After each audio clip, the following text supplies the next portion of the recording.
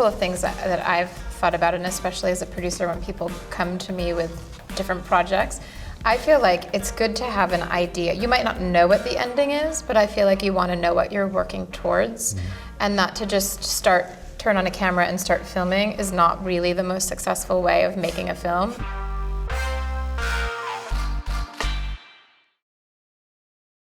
I actually read an article recently about how gaining trust with Mark Begum's family was an important part of your filmmaking process. Is that maybe you could talk about? I mean, because I worked with George, the director, from start really, so I was involved in him gaining access, and I think it was extremely difficult, that community and the young men who we followed over 4 years, particularly distrustful of the press, and so it was difficult. But I think George, the director, he's very skillful in developing relationships, and I think he's done a remarkable job at developing relationship with the young men. I think our film was slightly different in the sense that gaining trust with John and Marilyn was a process that took a long time, but it was actually, obviously we then sort of went back and worked with those audio archives to sort of construct a film before we then went to actually film anything.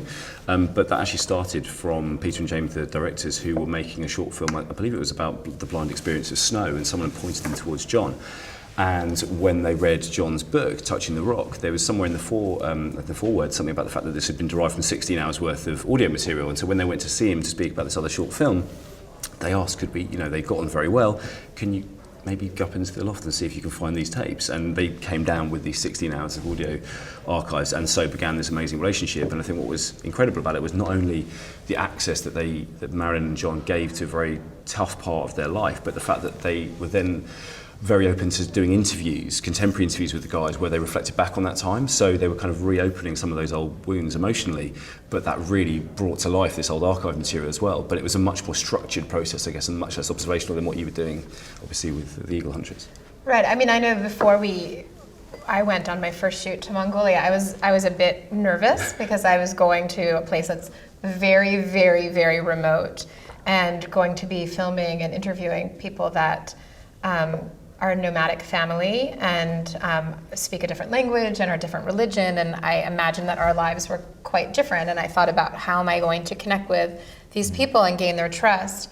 And our film is about a relationship between a father and a daughter, and really about the story of a family. And so I arrived and we tried to communicate through the translator, and I was at one moment and I took out my iPhone and I showed them a picture of my children. And these are my boys, and then this was his family, the father's family, and I felt like there was this immediate connection and this immediate warmth. And even though we didn't speak the same language and we're from different places, we were speaking this language of family and parenting and things that were important to us.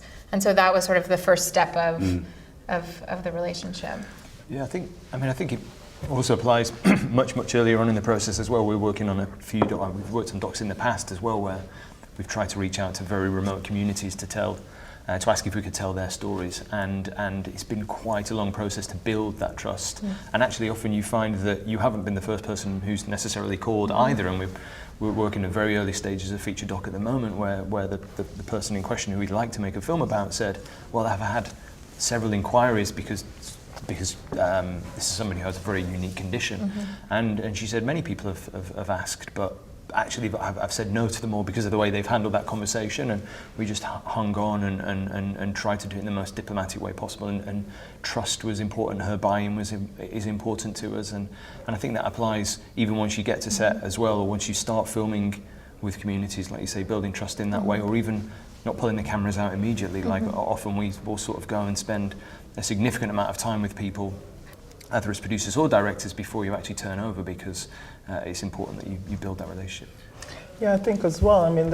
Certainly on the hard stop, we developed a friendship really, and the idea was always to voice, to kind of enable and facilitate the voice of the young men we portray and the community, and not necessarily in a kind of biased way, but so we were quite honest about that. We quite upfront. We said, well, we'll try and present a particular truth, and present your voice, and so I think in developing that access situation, I think if we kind of, well, as a process anyway in developing access, I think if there's a kind of honest, you're honest about what it is you're doing, and if there's the idea of an exchange, you're always bringing certain, you're saying, well, actually we're here to assist, and it's a two-way process. I think that's such a great way of putting it, because actually one of the things we're proudest of with Notes on Blindness, and what was actually tragedy that happened was that while we were filming, John passed away. But he always referred to the film as our film, and that was something that meant a huge amount to us as a team, that he felt that he was as much an author of that film as Peter and James, as the rest of us as part of that team. And I think, as you say, there's privileging a perspective that hasn't been heard before is an incredibly empowering thing to do, and that's a huge part of building the trust process as well. A couple of things that I've thought about, and especially as a producer, when people come to me with different projects, I feel like it's good to have an idea. You might not know what the ending is, but I feel like you want to know what you're working towards, and not to just turn on a camera and start filming is not really the most successful way of making a film. Like, it's smart to have a plan, and it's smart to be flexible and let that plan and concept change as it needs to be. Like, you should be fluid, but I do think it's smart to sort of think about where you're starting and where you're going when you're making a film, especially when you're starting out. I think that's important. It is important, but I have to say we definitely do take that approach. I mean, there was definitely a notion of, so as much of a plan as we felt in the hard stop, that when the UK riots happened, 2011, there was like, what the hell is going on here? And we need to take a look at that. And so we wanted to get behind the kind of headlines, but it sprung out of meeting a community activist, and community activists introduced George to the young men who we followed over 4 years. And I think there's that thing of, well, okay, if I was just to be honest, did we say, yes, this is the story? No. I mean, it went down. I think it started to transpire itself during the edit stage, to be frank. I mean, we had a rough outline of what we were telling, the story we were telling, but we didn't quite get there until in the edit.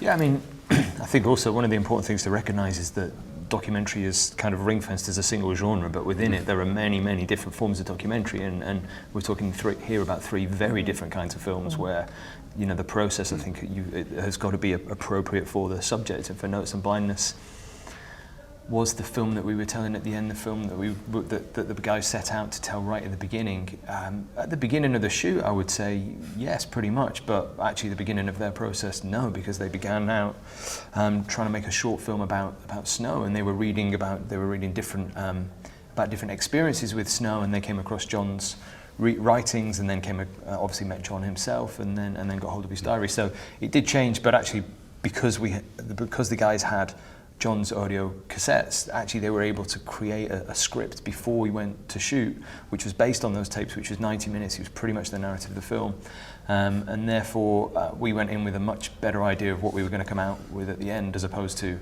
flying to the middle of nowhere and building trust with the community. It's a completely different process. But I would say that I think there's still enormous room for elasticity, and I think that story is how we make sense of the world, right, and characters and what goes on around us. And I think that we always knew what the arc of John's story was, but it's how you express that on screen. And then what happened was, about 4 weeks before we were due to shoot, there was a period of John's life where he went back to Australia, and he hadn't been back since he lost his sight. It turned out to be an incredibly painful experience, because he went back from a sighted version of Australia to a blind experience for Australia, and that was very, very tough for him. And it was definitely something we wanted to dramatise, but we weren't entirely sure how. And I remember the boys went up to see John and Marilyn and said, look, guys, have you got anything at all from this period in your lives? Because it feels like there's a real blank in the story that we're trying to tell structurally in terms of character and your growth as people. And they said, well, look, we wrote all these letters to John's parents, but they stopped at the exact period that you're talking about, so we don't really have any sort of original material. They said, so what we actually did was we ended up sending tapes to each other backwards and forwards instead of postcards, and we were like, you are joking, this is like an absolute goldmine. And so we actually ended up having on tape all the voices of John, the kids sending a message to their grandparents and back again, and suddenly this whole third act of the film that we kind of were wrestling with came into shape. So I think we always knew we wanted that third act, but I mean, we were relying on that material to exist somewhere to actually bring it to life. And those moments are really, really moving in the film. Those moments with the children writing those postcards, yeah. I think for the hard stop, we quite earlier on, pretty much at the conceptual stages, we felt that it was important to, the audience would be George and I, you know, it would be to kind of the middle class communities, and on the basis that we were so shocked when we saw the UK and the kind of violent riots, and in a sense we're questioning this idea of, well, why are we so shocked? I mean, what is it that we don't know? And so we always thought, well, we're going to the community to kind of put, as the quote at the beginning of our film says, a riot is the language of the unearthed. So the idea was to represent the family of Mark Duggan and his friends. And I think it's that idea of, well, we're going to bring insight to, and absolutely the film that we've created is for the community, but it's also for the middle classes. I think from Notes of Blindness, it's an incredibly complex question, because there's obviously the first question is, where do you get your money from, and how did you get your money back to those people? And when you're trying to make a documentary which has things like a set that needs to get flooded by rainfall or a tidal wave in a supermarket, you're asking for quite a lot more money than you normally would for a documentary, and that has to be returned somehow. And also we took quite a complex sort of blend of money from the US, from broadcast source, from theatrical sources, and then there's all the windowing and all those kind of things. It gets quite complex. But for us, that was kind of secondary to the core question, is how do you make a film about blindness that speaks to everybody and that expresses the fact that John always spoke of his experience as an extremely subjective experience of blindness. He did not ever want to be speaking for the blind community. And of course, there's a huge spectrum of people across that, from blind, fully blind to partially sighted. I think only 5% of those who are registered blind are actually completely without any light perception whatsoever. So we actually went into trying to find ways to create additional soundtracks for the film that would appeal to blind and sighted audiences, and also explore the idea of how we bring those audiences together. So it's not this kind of ghettoized experience of blind people watch the film in this way, sighted people watch it in that way. So we did an audio described version. We did an audio described version that was voiced by the great Stephen Mangan, who helped bring that to a wider audience. And then we also created an enhanced sound version, which essentially, instead of having the external audio describer sort of butting in and explaining what was on screen, which some family members of people who are blind said, this is ruining my Christmas movie, do you know what I mean, having this voice constantly kind of butting in. We created an enhanced version where actually we used description from John and Marilyn, protagonists in the story, to be much more descriptive of what was going on. So it was much less obstructive for sighted audiences, but an incredibly enriching experience for blind audiences. And those people could then come together, watch the same film at the same time and share their experiences of that. And that was hugely important to us, because John always described himself as trying to be a bridge between the blind and the sighted world. And we kind of felt that the film had to do some of that in its being. Yeah, I mean, I know for us when we were making our film, and it was a very small team, and our idea was to make the film for not a lot of money and bring it to Sundance and sell it at Sundance. And but we spoke a lot about making a film that would be for the whole family, and for a documentary, especially a documentary that's in another language, essentially as a foreign language film. The idea that children and families would come see this movie was our goal, but we didn't know if that really was going to happen. And now, sort of looking back on the past year, the film has, especially in the US, reached so many young people, and that's been so inspiring. And so many people have written me notes and come to me and said, like, this is a film that I felt like it was a great message I could take my whole family to, and be entertaining and learn something. It was very rewarding for us. Yeah. I think as Mike's pretty much wrapped it up on on our kind of audience positioning for Notes on Blindness, maybe we're talking about our previous film, which was a football documentary. And amazingly, when we started out in the early sort of sales and distribution conversations, we had so many conversations with sales agents who would say, guys are going to love this, we'll pump it out near the World Cup. And for us, that was always the opposite. We wanted to make sure the film was universal and wasn't just positioned at football fans. And actually we said, we want this to be the football fan that women take their husbands to see rather than the other way around. And therefore we were more interested in the review that we would get in Heat than the review that we would get in 442 or a soccer magazine. And I think it was really important to us that to represent a culture as sensitive as the Samoan culture, that it was a truly universal family film, and that, you know, not just for your Saturday afternoon football fans. I think the last thing I'll just say as well is that with dogs, it's so heartening to hear you say that dogs can have these amazing lives, and they can be tiny little films that touch a very few people really deeply, or they can just suddenly pop and just take over the world and really change perception. I think that's what's so exciting about working with these real life stories. And I think there's also, in some ways, it's a bit of a golden age in terms of there's so many ways to get your film out there. And in the end, we did end up doing a reasonably small theatrical release and some good broadcast stuff. But then, obviously, you can then get the film on Netflix, and it can anyone all over the world can see it. And I think that's really exciting, because 5-6 years ago, as a filmmaker, you'd make this tiny little, you know, incision, and no one might ever see that thing that you spent 4 or 5 years of your life. And I think now there's more life to these films. They can change the world a bit more.